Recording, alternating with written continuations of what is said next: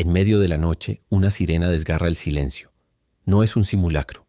Es el 26 de abril de 1986, y en Pripyat soy Vasily, un bombero con una familia que duerme. Pero esta noche, el fuego que arde en el reactor de Chernóbil no es un incendio cualquiera. Es el infierno mismo, y estamos a punto de descubrir lo cerca que la humanidad estuvo de desaparecer para siempre. La sirena aulló. Una queja metálica que rasgó el silencio de la noche del 26 de abril de 1986.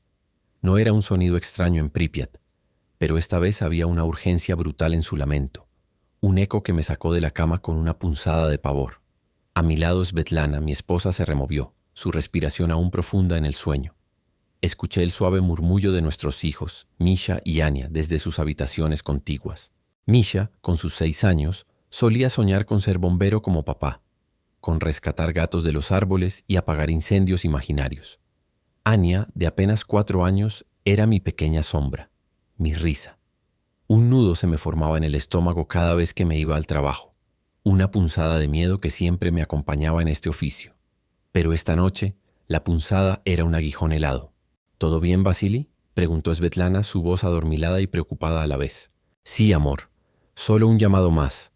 La central, supongo, respondí, mientras mis manos, por pura inercia, se vestían el uniforme.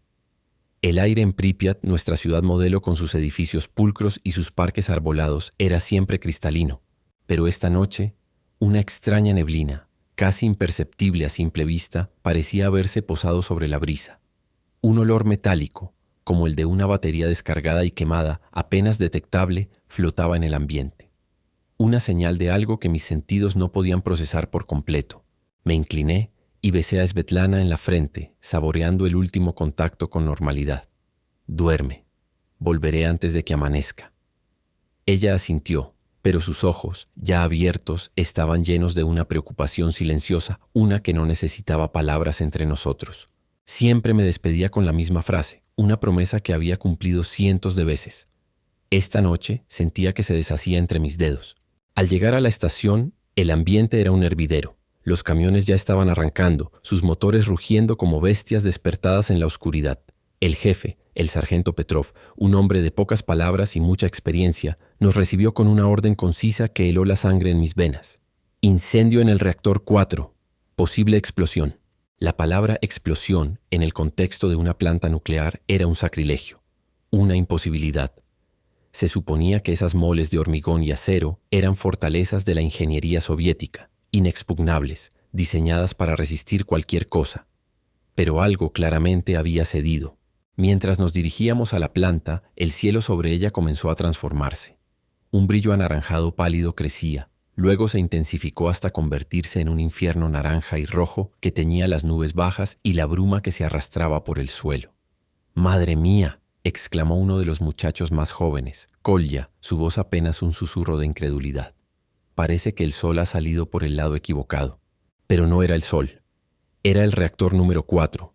Vomitaba fuego y escombros incandescentes hacia el cielo. Pedazos de grafito ardiente, del tamaño de pequeños meteoritos, caían a nuestro alrededor mientras los camiones se acercaban. El calor era opresivo, incluso dentro del vehículo. El aire se volvió denso, con un sabor metálico pronunciado y un ligero picor en la garganta que se hacía cada vez más agudo con cada respiración. No sabíamos lo que estábamos respirando. No sabíamos que cada bocanada nos robaba un poco más de vida, nos envenenaba desde dentro. Cuando bajamos de los camiones, la escena era un infierno de Dante. El techo del reactor había desaparecido, borrado de la faz de la tierra. En su lugar, un agujero negro y humeante escupía una columna de fuego que se elevaba cientos de metros, lamiendo las estrellas. Pero lo que más me impactó, lo que se grabó a fuego en mi retina, no fue la ferocidad de las llamas, sino un resplandor azulado, casi etéreo y de una belleza aterradora que emanaba del núcleo expuesto. Era hipnótico, irreal, y nos atraía como polillas a una llama. Nunca habíamos visto algo así. No teníamos una categoría mental para procesarlo. «A las mangueras», gritó Petrov, su voz ronca por el humo y la desesperación, pero firme. «Contengan la expansión. No dejen que se propague a los otros reactores». La misión era clara, pero al mismo tiempo se sentía terriblemente imposible. Nos lanzamos a la acción impulsados por el instinto y años de entrenamiento. Subimos a lo que quedaba del tejado, deslizándonos sobre escombros candentes y asfalto derretido. Cada paso era precario. una danza macabra con la muerte. El asfalto, un material ignífugo que se suponía que nos daría soporte, se había vuelto extrañamente blando y pegajoso bajo nuestras botas, como una brea hirviendo. No sabíamos que esa sustancia negra y brillante estaba cargada de partículas radiactivas del grafito del reactor. Cada vez que apoyábamos la bota, nos impregnábamos de una muerte invisible que ya estaba comenzando a trabajar en nuestros cuerpos. El aire se hizo denso, casi palpable. El picor en la garganta se intensificó hasta convertirse en una quemazón constante, y mis ojos comenzaron a lagrimear incontrolablemente, impidiéndome ver con claridad. La piel nos ardía, como si estuviéramos parados bajo un sol abrasador en pleno mediodía, pero era la oscuridad de la noche, y el calor provenía de un fuego infernal. Uno de los bomberos jóvenes, Kolya, con apenas 20 años, comenzó a vomitar, desplomándose sobre el tejado. Intentamos ayudarlo, pero Petrov, con el rostro endurecido por la angustia, gritó: «¡Sigan! No podemos detenernos». La desesperación y la urgencia eran palpables, ahogando cualquier instinto de humanidad. Nosotros éramos la primera línea, los liquidadores, como nos llamarían con reverencia y dolor muchos años después.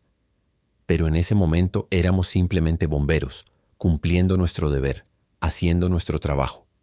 No teníamos equipos de protección adecuados para la radiación. Nuestras máscaras solo filtraban el humo y las cenizas, no los radionúclidos que ya estaban entrando en nuestros pulmones y torrente sanguíneo, desatando su devastación. Nos rociábamos con agua intentando mitigar el calor insoportable, sin saber que solo estábamos esparciendo la contaminación aún más. Las horas se desdibujaron en una lucha interminable contra el fuego, una batalla que sabíamos perdida en su esencia, pero que no podíamos abandonar. La fatiga era brutal. Mis músculos ardían con un dolor insoportable y mi cabeza palpitaba con un dolor sordo y constante que amenazaba con hacerla estallar. El miedo por mi familia se mezclaba con la adrenalina y la determinación férrea de no rendirme. Misha y Anya, ¿estarían seguros? ¿Svetlana los tendría a salvo? Me prometí a mí mismo una y otra vez que volvería a casa, que los abrazaría, que les diría que todo estaba bien, aunque supiera que nunca lo estaría. Mientras el amanecer comenzaba a teñir el horizonte de un gris enfermizo, el fuego no cedía por completo. Sin embargo, habíamos logrado lo impensable, el milagro: contenerlo lo suficiente para que no se propagara a los otros reactores. Si uno de ellos hubiera explotado, o si el pie de elefante, esa masa de corio radiactivo que se formaba en el sótano del reactor, hubiera llegado a las piscinas de supresión de vapor, la explosión resultante habría liberado una cantidad de radiación que podría haber hecho inhabitable gran parte de Europa y Asia, aniquilando la vida tal como la conocíamos. La cantidad de material radiactivo inicial ya era equivalente a cientos de bombas de Hiroshima. Una explosión mayor habría significado una extinción a escala continental, quizá mundial. Estuvimos a un paso, a un delgado hilo de borrarnos del mapa de la existencia. Cuando finalmente nos ordenaron retirarnos, éramos sombras de lo que fuimos. La piel nos ardía con una sensación de quemadura que no era solo calor. Nos dolía cada músculo y cada hueso hasta lo más profundo del tuétano. El estómago se nos revolvía con náuseas imparables y la garganta estaba tan áspera que apenas podíamos emitir un suspiro. La fatiga era una losa de plomo que nos aplastaba, impidiéndonos movernos. Recuerdo la mirada de Petrov, una mezcla extraña de orgullo por nuestro valor y un horror contenido. Él sabía lo que se nos venía encima, lo que nos esperaba. En el hospital, la verdad comenzó a revelarse con una brutalidad fría. Las enfermeras, algunas con los ojos llenos de lágrimas contenidas, nos atendían con una urgencia silenciosa, sus movimientos precisos y rápidos. Las quemaduras en la piel, los sarpullidos rojizos, no eran por el fuego, sino por la radiación ionizante que había penetrado nuestras defensas. La enfermedad aguda por radiación comenzó a manifestarse rápidamente en muchos de nosotros. Mi sangre, mi médula ósea, mis órganos internos. Todo estaba siendo atacado por una fuerza invisible, implacable. Basil, mi compañero, el que susurró: «Dios mío, qué infierno», mientras el reactor ardía, murió unas semanas después. Su piel se puso negra, su cuerpo se descompuso desde dentro, devorado por la radiación. Él fue uno de los primeros, pero no el último. Uno a uno, mis compañeros de esa noche fueron cayendo, arrastrados por la marea invisible de la enfermedad.